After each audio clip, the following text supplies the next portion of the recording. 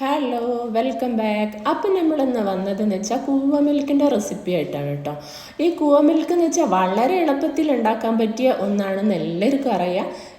എന്നാലും ഞാൻ പറയണേ. അപ്പോൾ ഈ കൂവ മിൽക്ക് എന്ന് വെച്ചാൽ ഇത് നാടൻ കൂവപ്പൊടിയല്ല, ഇത് കാട്ടു കൂവപ്പൊടി കേട്ടോ. കൂവപ്പൊടി ഒരുപാട് സൈസിലുണ്ട്. അപ്പോൾ നമ്മളെടുത്തുള്ളത് 3 സൈസാണ്. അതിൽ ഒരു സൈസാണ് ഇത് കാട്ടു കൂവപ്പൊടിയാണ് കേട്ടോ നമ്മൾ ചെയ്യുന്നത്. അപ്പോൾ കൂവ മിൽക്ക് ഉണ്ടാക്കുകയെന്ന് വെച്ചാൽ 2 സൈസിൽ ഉണ്ടാക്കുക. പാലും പഞ്ചസാരയും വെച്ചിട്ടുണ്ടാക്കുക. അതുകൊണ്ട് പാലും ശർക്കരയും തേങ്ങാപ്പാലും, പാലിന് ബദൽ തേങ്ങാപ്പാൽ വെച്ചിട്ടും ചെയ്യാം.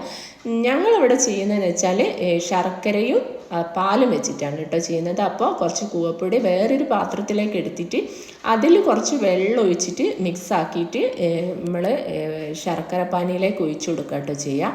അങ്ങനെ ചെയ്യുന്നത് എന്തിനാണെന്ന് വെച്ചാൽ മറ്റേ അടിയിൽ പിടിക്കുമല്ലോ, അത് ഇല്ലാണ്ടിരിക്കാൻ. എൻ്റെ തക്കാളി ഉണ്ടോ, എൻ്റെ അടുപ്പിൻ്റെ നേരെ ജനലിൻ്റെ പുറത്തേക്ക് നോക്കിയാൽ ഞങ്ങളെ കൃഷിയാണ് കാണുന്നത്, പയറുണ്ട്. അതുകൊണ്ട് തക്കാളി കേട്ടോ കാണുന്നത്. ഞാൻ പറിച്ചിട്ട് കാണിച്ചിരുന്നുണ്ട്. അപ്പോൾ ഫാത്തിമ എങ്ങോട്ടോ പോകാൻ വേണ്ടി മുറ്റത്ത് ഇറങ്ങിക്കുക. ഞാൻ വീഡിയോ എടുക്കുന്ന വേണ്ടിയിട്ട് എന്നോട് അറിയാം മാസ്ക് ഇട്ട് കൈ കൊണ്ട് എടുത്തോന്ന്.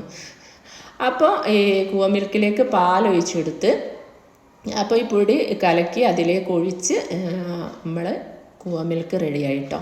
ഇത്രേ പണിയുള്ളൂ കേട്ടോ. കൂവ മിൽക്ക് റെഡിയായി. ഞാൻ പറഞ്ഞല്ലോ, അറിയാത്തോലും ആരും ഉണ്ടാവില്ല, എന്നാലും അറിയാത്തോലും കുറച്ചൊക്കെ ഉണ്ടാവും. അപ്പോൾ അത് നമ്മൾ റെഡിയാക്കി ഇതിലേക്ക് ഇനി നമുക്ക് 2 ഏലക്കായ കുത്തിയിട്ട് കൊടുക്കുക കേട്ടോ വേണ്ടിയത്.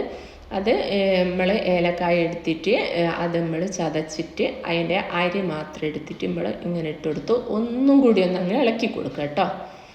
അപ്പോൾ കൂവ മിൽക്ക് റെഡിയായി. ഇനി ഇത് നമുക്ക് ഇപ്പം തന്നെ കുടിക്കാനൊന്നും പറ്റൂല കേട്ടോ, തണഞ്ഞ ശേഷമേ കുടിക്കാൻ പറ്റൂ. വളരെ ചൂട് കൂടിയൊരു സാധനമാണിത്.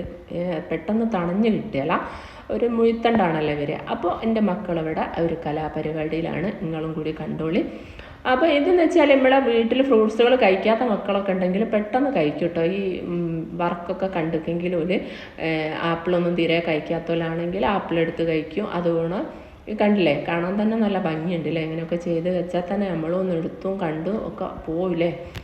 അപ്പം ഓരിങ്ങനെ കട്ട് ചെയ്തുകൊണ്ട് നിൽക്കുകയാണ്. ഇതുപോണാണ് കേട്ടോ ഇത് കട്ട് ചെയ്ത് എടുത്തത്. നല്ല അടിപൊളി മുറിച്ചുള്ള കത്തിയാണെങ്കിൽ ഒന്നുകൂടി ഒരു ഭംഗി ഉണ്ടാവും. പിന്നെ റുമ്മാനൊക്കെ കഴിക്കാത്ത മക്കളാണെങ്കിൽ ഈ ഒരു രൂപത്തിലൊക്കെ ചെയ്ത് വെച്ച് കണ്ടാൽ തന്നെ എടുത്ത് ഒരു കഴിക്കും കേട്ടോ. അപ്പം നല്ല ഭംഗിയല്ലേ.